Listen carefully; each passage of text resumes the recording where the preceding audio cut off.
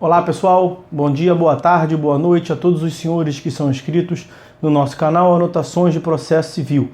Se você ainda não é, eu sou o professor Arthur Vieira e depois que eu concluí o meu doutorado em Direito Processual, eu resolvi me dedicar a esses veículos de comunicação para que eu pudesse transmitir aos senhores conhecimento jurídico de qualidade e de forma gratuita. Aqui eu vou pontuar o meu e-mail de contato para que eventuais interessados possam estabelecer um contato mais direto. Inclusive, nós podemos eventualmente considerar a hipótese de publicar um artigo científico em conjunto, tá certo? Bom, gostaria de pontuar também com os senhores o nosso canal no YouTube. Se você ainda não é inscrito, basta clicar no ícone do livro que fica no canto inferior do vídeo para que você se inscreva. Sugiro também que você clique no ícone do sininho para que você possa ativar as notificações dos vídeos que são constantemente disponibilizados por aqui. Gostaria de apresentar também aos senhores a nossa plataforma acadêmica, arturvieiracursos.com.br, arturvieiracursos.com.br, onde os senhores encontrarão cursos online de modo gratuito, inclusive com a emissão de certificado válido em todo o território nacional. Tá certo? Então, após a pausa, nós vamos tratar do vídeo de hoje. Então, meus amigos, vamos lá, vamos ao trabalho.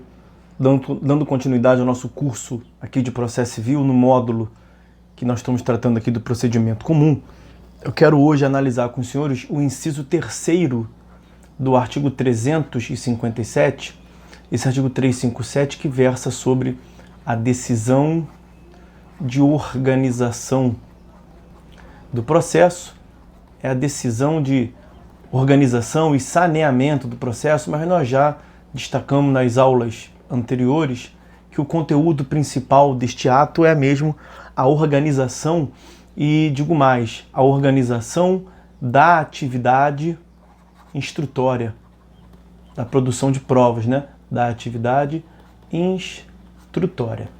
Pelo inciso 2º que nós analisamos na última aula, nós vimos que o juiz vai delimitar as questões de fato que sejam relevantes para a solução da controvérsia e vai determinar os meios de prova que serão produzidas.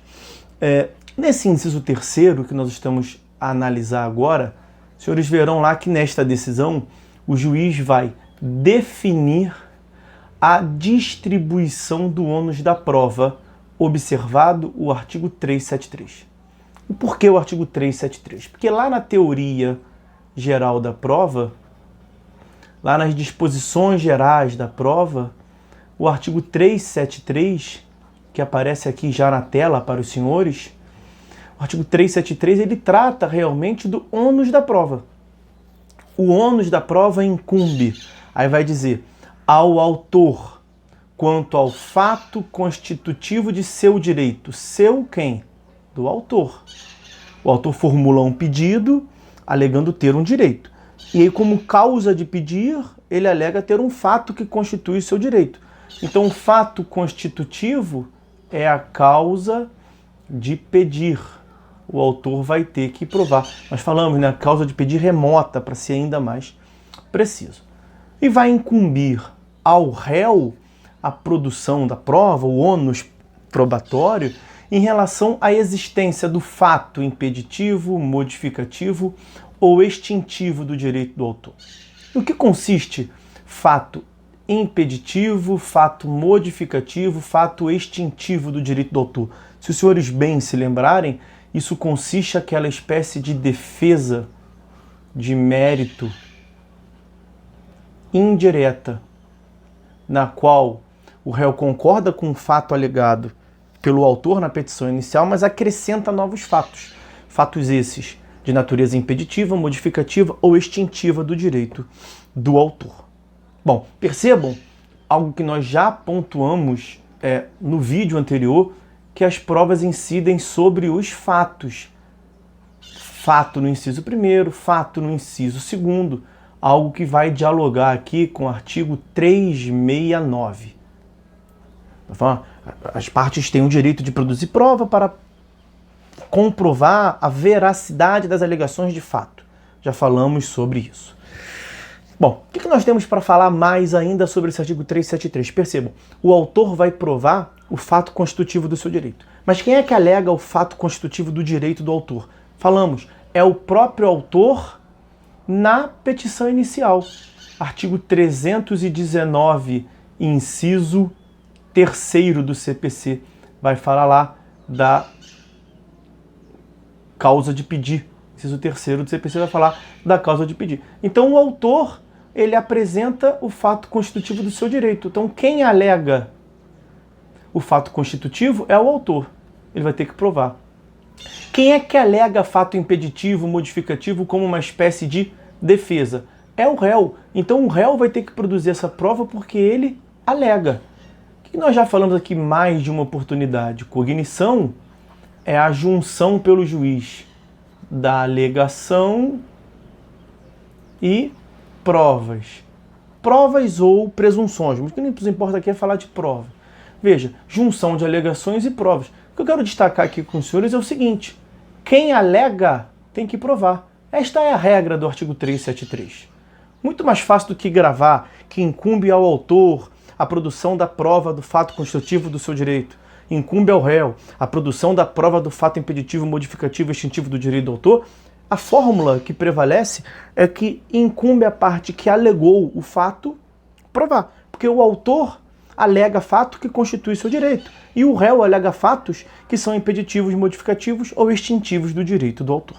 Então isto é o que se chama de distribuição estática do ônus da prova. É a distribuição estática do ônus probatório, que é a regra. Então, acabamos de ver a regra. Geralmente é assim que funciona. Acontece, meus amigos, que nós temos o parágrafo 1º. Parágrafo 1º do artigo 373. E o que esse esse 373 no parágrafo 1º nos diz? Nos casos previstos em lei, ou diante de peculiaridades da causa relacionados à impossibilidade ou à excessiva dificuldade de cumprir o encargo nos termos do caput, ou a maior facilidade de obtenção da prova do fato contrário, poderá o juiz atribuir o ônus da prova de modo diverso. Diverso do quê? Diverso dos incisos 1º e 2º. Diverso da regra geral, que nós acabamos de ver aqui em cima.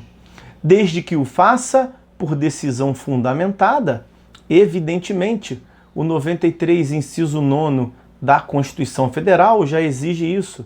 O artigo 11 do CPC já exige isso. Enfim, mas aqui ele reitera, desde que o faça por decisão fundamentada, caso em que deverá dar a parte, qual parte? A parte que passou a assumir o ônus probatório. A parte que não precisaria provar e daqui em diante, com a inversão do ônus da prova, vai ter que passar a provar. Então ele vai ter que dar à parte oportunidade de se desincumbir do ônus que lhe foi, a partir de então, atribuído. Qual é a relação, portanto, do 357, inciso 3º, combinado com o 373, parágrafo 1º? Esse 373, parágrafo 1º, ele trata do que nós chamamos de distribuição dinâmica do ônus da prova. Distribuição dinâmica do ônus da prova, ou sistema híbrido de distribuição do ônus da prova. O que nós devemos fazer? Qual é a relação que se faz aqui? Seguinte, meus amigos, no sistema anterior, havia uma jurisprudência ultrapassada do STJ, que não é a que prevalece hoje em dia, que afirmava que esta inversão do ônus da prova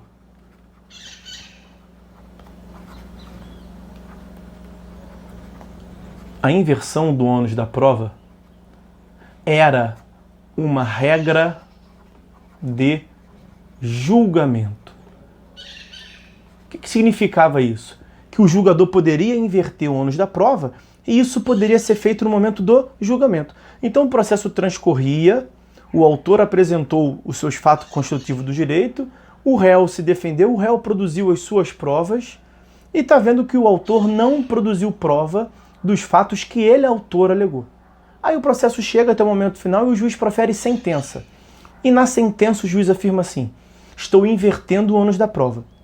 E no parágrafo de baixo, como o réu não se desincumbiu de provar os fatos do autor, julgo o pedido do autor procedente. Veja, isso não fazia sentido nenhum. Por quê? Uma coisa é ele poder inverter o ônus da prova. Uma outra coisa muito diferente é o momento em que ele vai, é até quando que ele pode inverter. E a chave de compreensão está nessa parte final aqui que nós mencionamos ainda há pouco. É necessário que ele deverá dar à parte oportunidade de se desincumbir do ônus que lhe foi atribuído.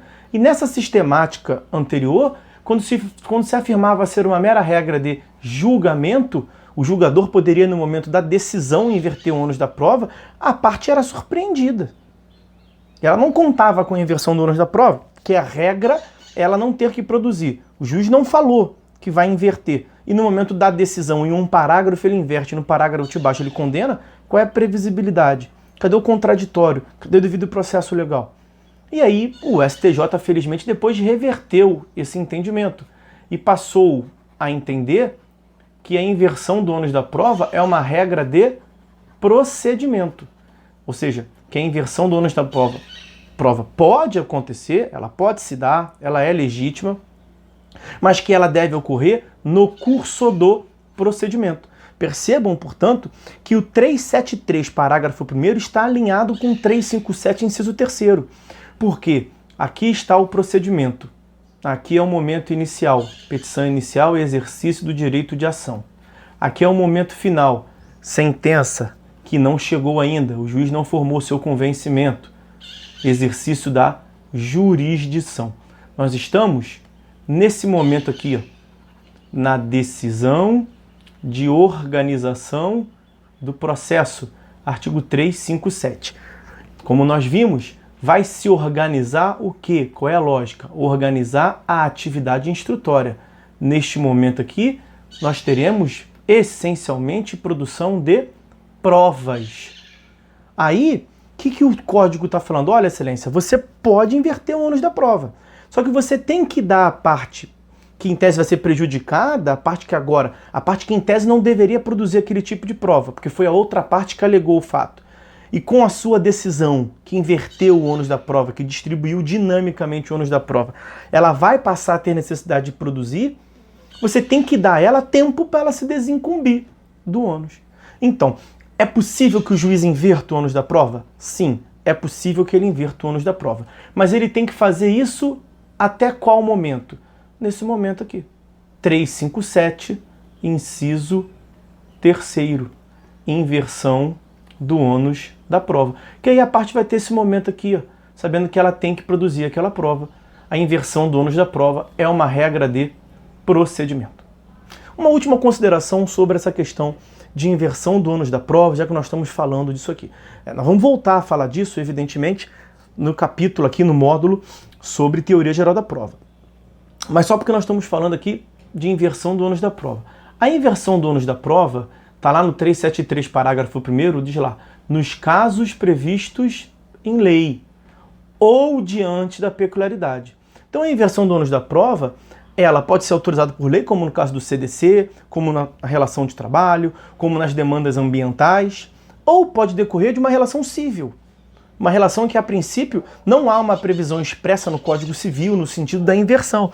Mas se ficar caracterizado no caso concreto uma desigualdade, uma hipossuficiência de uma das partes, a peculiaridade do caso concreto mostra que é muito difícil para uma parte ou é impossível para uma das partes, em compensação é fácil demais para outra parte, ele pode inverter o ônus da prova. Uma lógica parecida, portanto, com a relação de consumo.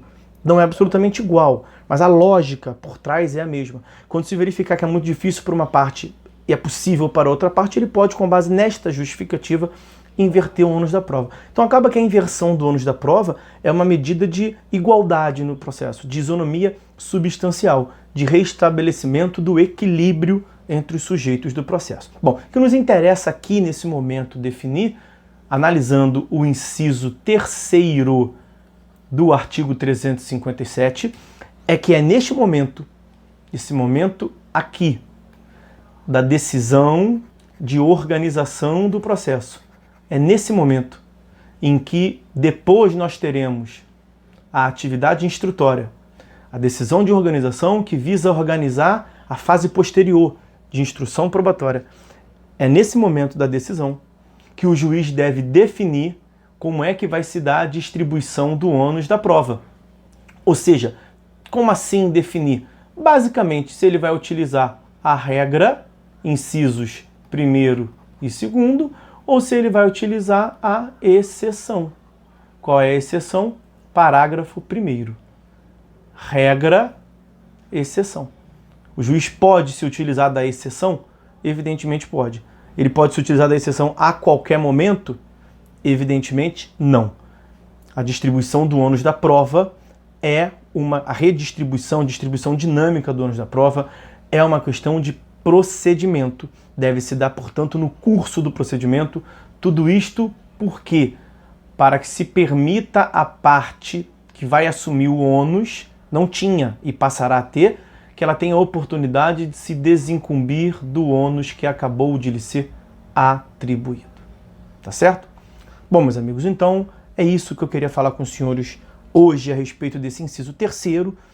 Na próxima aula a gente continua vendo os incisos 4º e 5º e finaliza essa parte aqui da decisão de organização contra os seus incisos. Depois a gente vê o saneamento compartilhado que a doutrina trata, tá certo? Bom, então meus amigos, é isso. Por hora é só, fiquem todos com Deus e até a próxima.